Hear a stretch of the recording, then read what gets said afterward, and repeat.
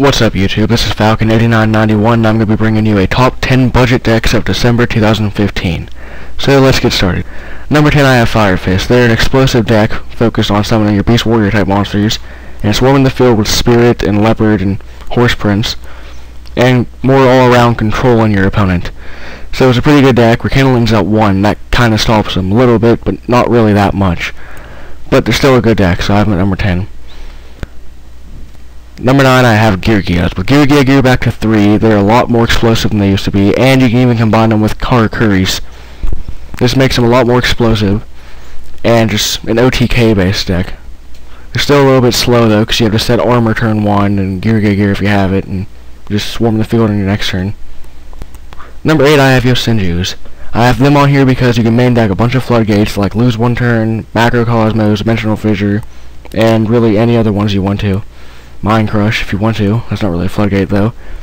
But they're still a really good deck because they can swarm the field, they can bounce your opponent's cards, and they can search, and they can boost their own attack. Now the problem is though, they kind of die against like Torrential Tribute and Mirror Force unless you have Yosenju secret move. But other than that, they're still a really powerful deck. Number 7, I have Harpies. They're on here because you can main deck Anti-Spell Fragrance in these and just destroy your opponent's back row. And with Pendulums, Anti-Spell Fragrance is going to be a lot better against them, because I don't even think they can activate the Pendulum scales in the first place. So I have them on here for number 7. Number 6, I have Gradles, a Snatch Steal archetype from Dimension of Chaos. It's a very powerful deck because you can Snatch Steal your opponent's cards. It targets though, and that's like their biggest weakness, because Cosmos and Magispectors, which are going to be like tier 1.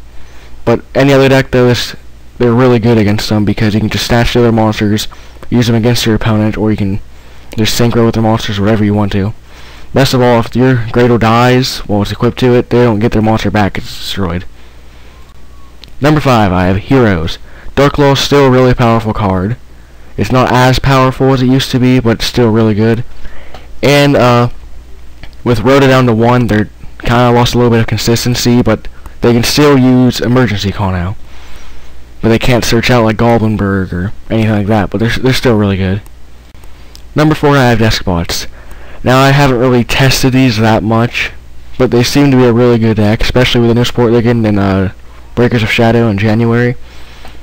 And they focus on OTKing your opponent and just just winning against them, swarming the field, boosting attack. It's a really good deck. Number 3, I have Yang Zings. I've never actually really played the Yang Zings, but I've seen people play them and they seem to be a really good deck. They also have a really good Cosmo matchup, I heard. You can just set your monsters, they get destroyed, and every monster floats. And if you have Creation, you can just summon 2 monsters whenever your monster dies. And you can make Cheofang, and that can completely lock out your opponent depending on what kind of attributes you use. So they're a really good deck. Number 2, I have Stellar Knights. They weren't really hit at all from the ban list with Rhoda going to 1, because they can just main deck Skybridge now, and it's pretty much the same thing as Rhoda.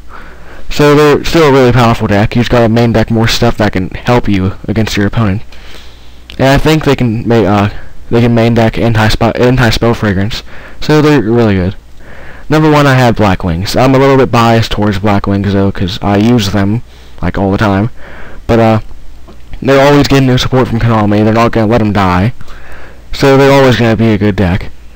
But anyways, that's it for my top 10 budget decks for December 2015. Hope you enjoyed.